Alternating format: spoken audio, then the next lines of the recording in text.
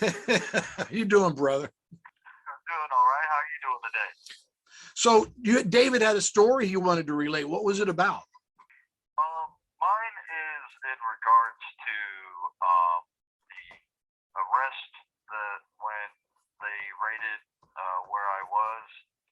Although it didn't involve a physical nature until the last moments of it when they apprehended me, is more so the actions of the FBI and the complete over exaggeration of show of force and amount of people, and like I said, the negative actions that they took against me and my daughter and wife. So where were you apprehended and when? I was apprehended in Southern California, San Fernando Valley, August 26th, 2021. And did you know that they were looking for you, or was just suddenly they just show up and start doing lovely things? I was contacted early on into the beginning of the year. I was contacted by a friend who said, "Hey man, Antifa's doxing you again." And I said, "Okay." And because I've been doxed by them previously, so I really, whatever. I guess, once you have it happen to you, it's kind of, not that big a deal in the sense of it happening again. But then I said, "Yeah, so what are they saying this time?" And he said, "They're saying you're at the Capitol." And I was like, "What?" And then so he said, "Yeah, it's all over Twitter." And I don't have a Twitter account. I didn't know how to access Twitter. So he told me, like, just to go type in Don Jr. Twitter on the Google search bar, click on that, and then it'll take you to Twitter without you having to be a member. And when I did, he said, "Just type in your name." And then I typed in my name, and sure as the sky is blue, there's my name and picture of somebody in a mask, and the member of Antifa saying that they were under the belief that this person from the Capitol is me, and they used my activism record and my going to rallies and protests and flag drops and things of that nature as a means of putting what they believe is, two and two together. And I saw it, and I was dealing with a separate situation at a different protest in Southern California, and I had an attorney, and I sent him the information. I said, "Hey man, I'm getting accused of being at the Capitol," and I just continued on with living my life, going to work, doing my normal routine, and it's not like it would die off, because I mean they accused massive people of going to the Capitol who didn't do anything or didn't even go, so I wasn't too worried about it. And I mean, when the months, it just kept going and going and going, and there was no issues. There was no, like, well, not that I noticed, because I wasn't out to look to see if anybody was following me. I didn't feel like it's going to be like a Hollywood movie, but I wake up, I'm an early riser, and one day I'm awake and I'm doing my morning routine, and next thing you know, I get a phone call on my cell phone, and it says, some number I don't recognize, and I ignored the call 3 times, and I put it on silent so I didn't wake up my kid and the old lady. And next thing you know, these bright lights turned on everywhere outside, and on the megaphone it was like, "David Dempsey, this is the FBI. Come outside with your hands up. We have the entire property surrounded. Get out of the house now." And I didn't, I'd never experienced anything like that to the nature of the federal government. And I, ironically had to wake up my wife and then tell her, I said, "Hey, the FBI's outside." And then she was like, "What? What are you talking about?" And I said, "They're telling me to go outside. I don't want to go outside, because I didn't want to, get confronted by these people, because to me, they're just the arm of the left. So I don't trust them. I don't have any faith in anything that they do." And it served me right, because when the person who lived there at the residence went up, opened the door to say, hey, what's going on? They ripped him out. They like physically grabbed him and pulled him out, and then they flung the door open and they all drew down on me. And in the process of that, they became belligerent, and they like this extremely aggressive. And there was just so many of them that like I couldn't believe. And it looked like the video game Call of Duty. I'm pretty sure you've heard of that video game. But they were all in tactical body armor. They were armed to the teeth. They had CS canisters. Some of them even had K-bar knives. And they were just armed to the teeth. And they wanted me to come outside, and I didn't want to go outside because they were acting completely psychotic. And none of them had on any body cams. None of them, there was no cameras recording the incident, which further eroded my faith that if I went out there that nothing bad would happen. And I tried to tell them, I said, hey, I'm unarmed. And I said, my wife and my baby are in here. There's a baby and an unarmed woman in here. And they didn't care. They told me to shut up and come outside. And they lied to me, said they weren't even there to arrest me. And then I told my wife, I don't want to go outside. I think they're going to hurt me or kill me. And, they said one of them heard me and said, we're not going to hurt anybody. Just bring your, excuse my friends, it's just like, bring your effing ass outside now. So in the process, my kid woke up, and during this, there was, like I said, words exchanged between me and the FBI agents.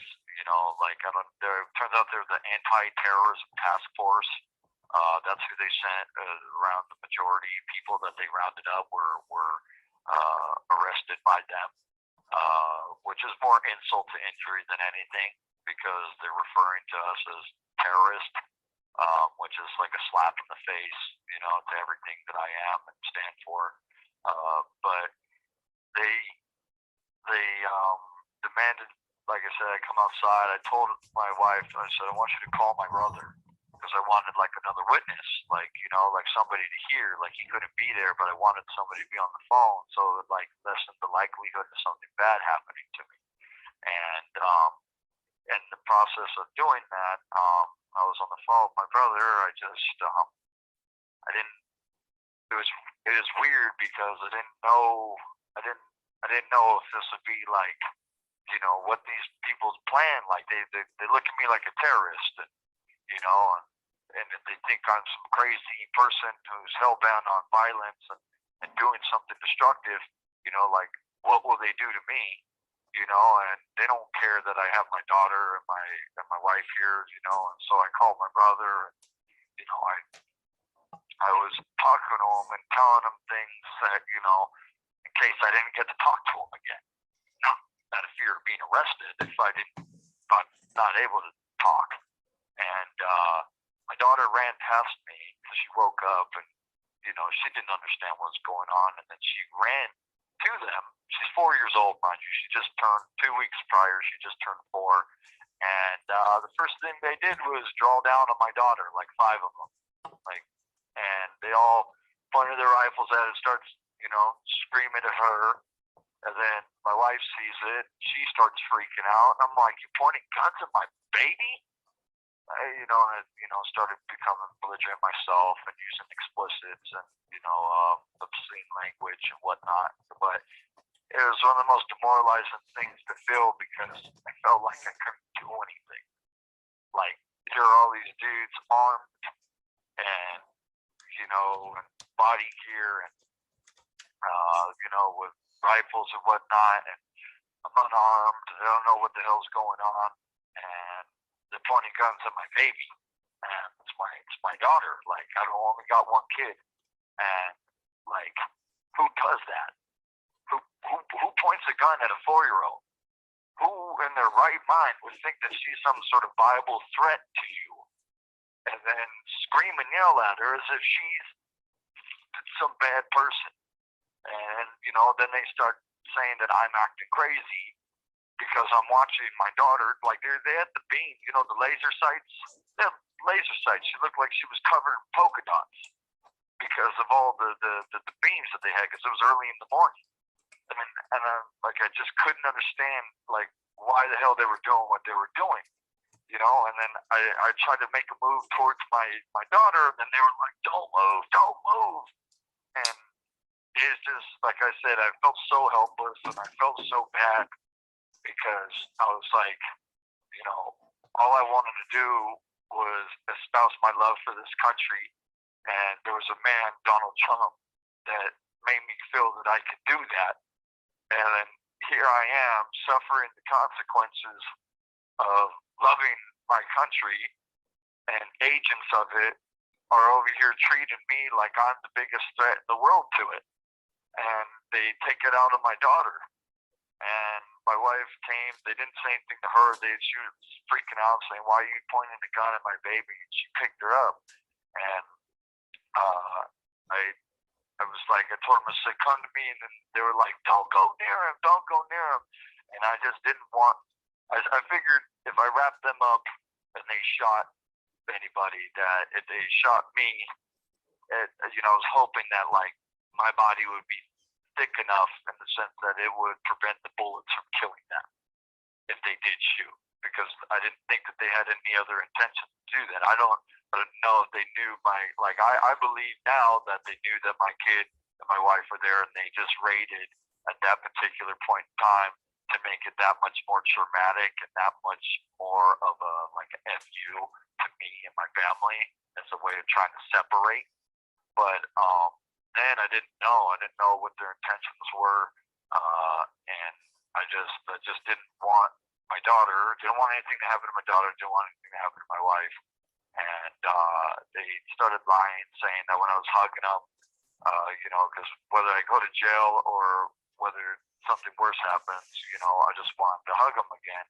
And my brother was on the phone the whole time, and he was screaming and yelling and freaking out because I woke him up, and he had no idea what the hell was going on. And they ended up telling us to separate. And she's like, "What do you want me to do? You have 1 minute left. What do you want me to do?" And then they ended up smashing her against the wall and jamming a rifle barrel into her side and bruising her while she was holding my kid. And then they threatened to shoot me if I grabbed my Trump hat, and ended up chicken winging me and arresting me and pulling me out, pulling my hair and taking pictures of me to demoralize me on the way out the door. So when this call ends, go ahead and have James call back, and we'll continue this, because this really needs to be thorough. America needs to hear what, you know, how terror is delivered through justice, I guess, is the only thing I can say. I know we only have a minute. At any time did they actually lay hands on your child and family? My wife, they did, yes. She has picture proof of what they did to her. Thank you for using Securus. Goodbye. You may start the conversation now. When the FBI raided your house, did they actually physically lay hands on your wife or daughter? Yeah, they ended up. So what ended up happening was after I let them go, she was standing at the door and like a little bit away from it, and they were telling her to go outside, but I was conflicted between telling, because she was asking me, "What do you want me to do? Like, what do you want me to do to me?"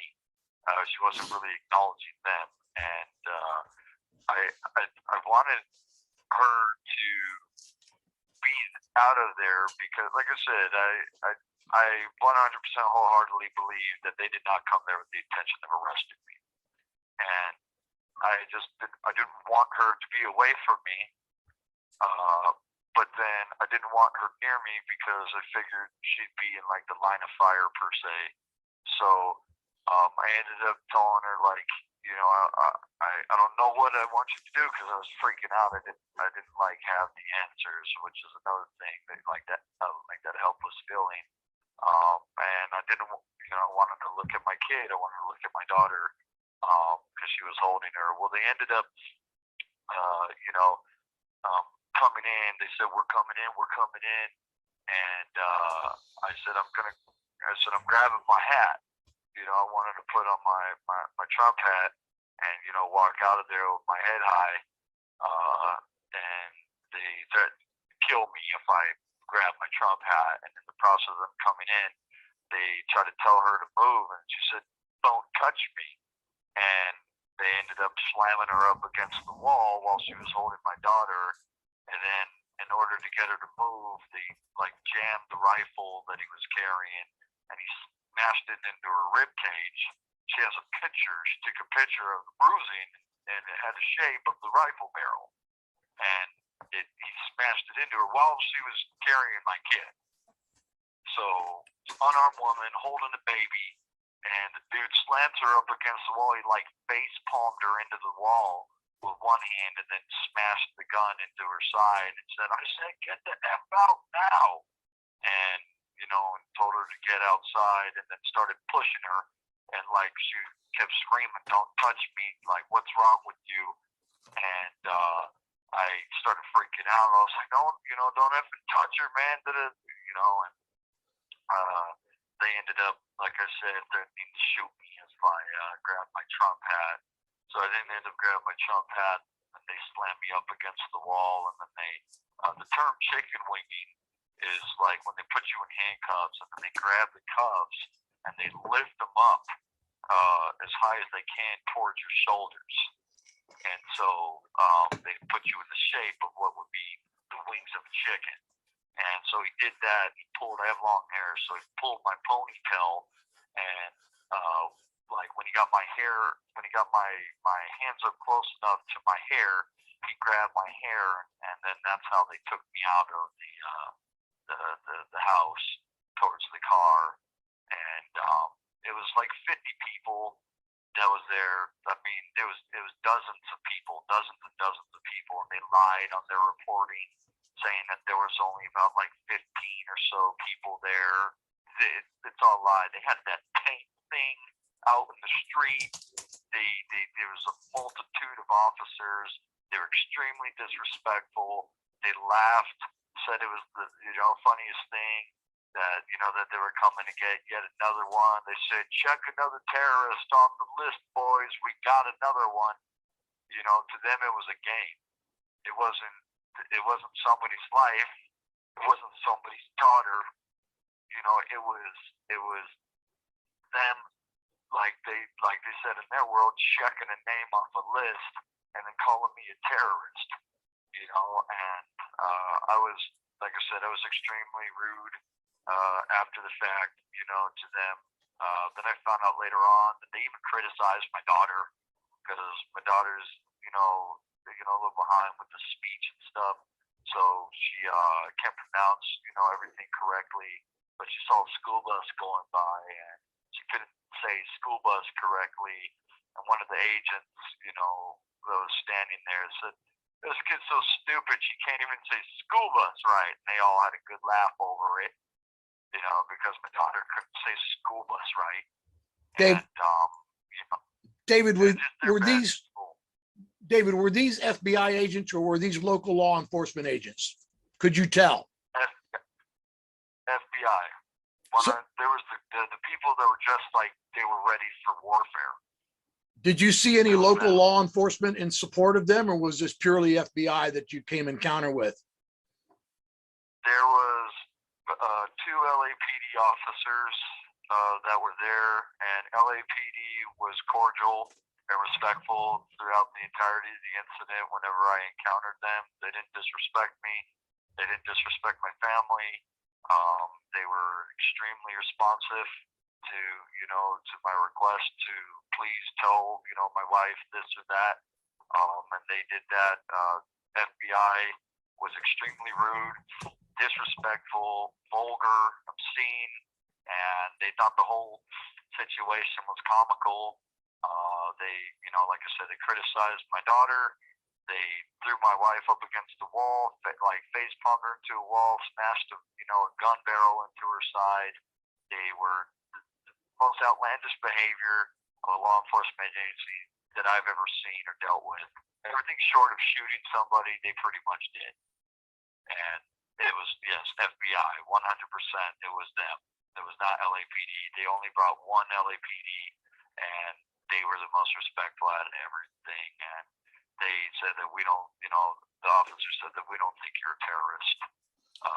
But I didn't know at the time that they were anti-terrorism or joint terrorism task force. I didn't know that at the time. I just thought they were FBI agents, and then it turns out that they're a terrorism task force. So it was, like I said, it's hard to talk about.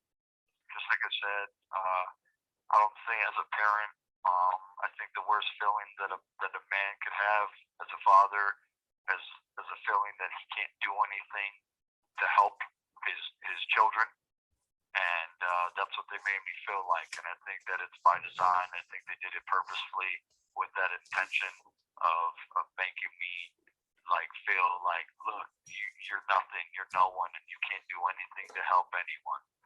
And you know, my wife still, you know, talks about it, you know. Sure. Did at any time during this, were you ever presented a warrant or shown a warrant, or that was my first. Did you ever see a warrant? No, I was never shown an arrest warrant. I was never shown a search warrant. They even lied and said that we're not even here to arrest you. Okay. So they used misapprehension. Did they enter your house? They when they pulled the dude out, when they pulled the guy out of the door, person inside the residence out, they stepped into the threshold of the door, but they didn't pass through it, which I found, you know, odd.